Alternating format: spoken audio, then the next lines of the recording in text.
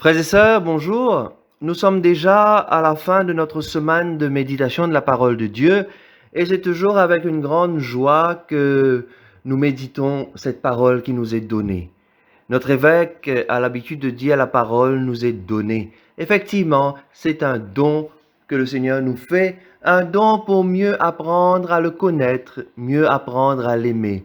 L'aimer tel qu'il est, pour ce qu'il est. L'aimer pour cette miséricorde dont il nous fait grâce chaque jour. L'aimer pour tous ces clins d'œil qu'il nous fait au quotidien. Malgré les turbulences de notre vie, les difficultés que nous pouvons rencontrer chaque jour, le Seigneur nous dit, je continue à être présent pour toi, je continue à t'aimer, je continue à faire route avec toi. Cette croix que tu portes au quotidien, je la porte avec toi. Alors c'est avec cette confiance que nous méditons cette parole aujourd'hui. Évangile de Jésus-Christ selon saint Luc, chapitre 9, versets 18 à 22. En ce jour-là, Jésus était en prière à l'écart.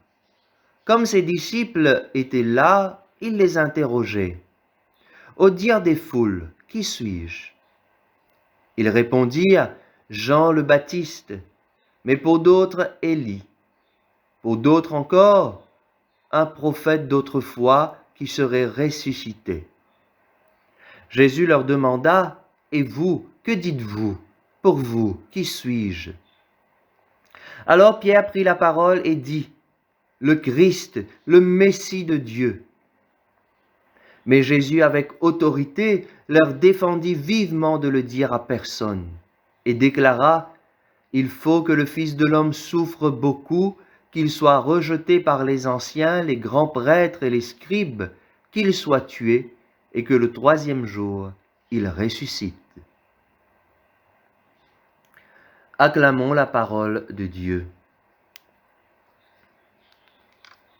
Chers amis, parmi les textes des évangiles, voilà un texte que personnellement j'affectionne beaucoup. Nous l'avons médité il y a de cela quelques semaines. 2 semaines de cela, nous avons médité cet évangile lors de nos messes dominicales. Aujourd'hui encore, Jésus demande à ses disciples, que disent les gens sur moi? Et vous, que dites-vous? Au risque de me répéter, je crois qu'il est essentiel de se poser cette question pour nous encore aujourd'hui. Qui est Jésus pour nous? Pas ce que les autres disent sur lui, à la limite, pas ce que même l'Église dit sur Jésus. Bien sûr, c'est important parce que la foi, c'est une transmission. Nous recevons cette foi de nos parents, de nos ancêtres, de nos amis, de nos catéchètes. Oui, la foi est d'abord transmission. Mais il arrive à un moment de notre vie où nous devons faire notre propre expérience de Dieu. Nous avons à faire notre propre expérience de Jésus dans notre vie.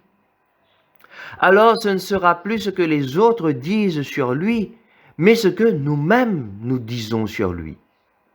Dans l'évangile d'hier, si vous vous rappelez bien, c'était le roi Hérode qui voulait connaître Jésus. Il voulait savoir un peu plus sur lui. Il voulait même le rencontrer. Peut-être pas animé par la foi, animé par la curiosité, à la limite par la jalousie. Mais il voulait rencontrer Jésus. Qui est-il? Et nous, dans notre vie, quels sont ces moyens que nous prenons pour rencontrer Jésus? Les moyens nous sont donnés, frères et sœurs. Le moyen par excellence, c'est l'Eucharistie. Il est vrai qu'actuellement, avec la pandémie, il nous est difficile de participer, de célébrer ensemble les Eucharisties, les messes. Mais cela ne nous empêche pas d'être en communion de prière. Cela ne nous empêche pas de continuer à offrir notre vie au Seigneur dans la prière. Non seulement dans la prière, dans les actes de bonté.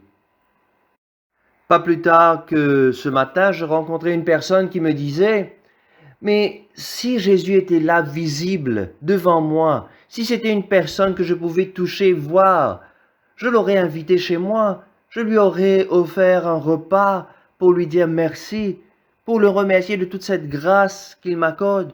Mais puisqu'il n'est pas présent de cette manière, donc le seul moyen que j'ai pour lui dire merci, c'est dans mes actes de générosité, de bonté au quotidien.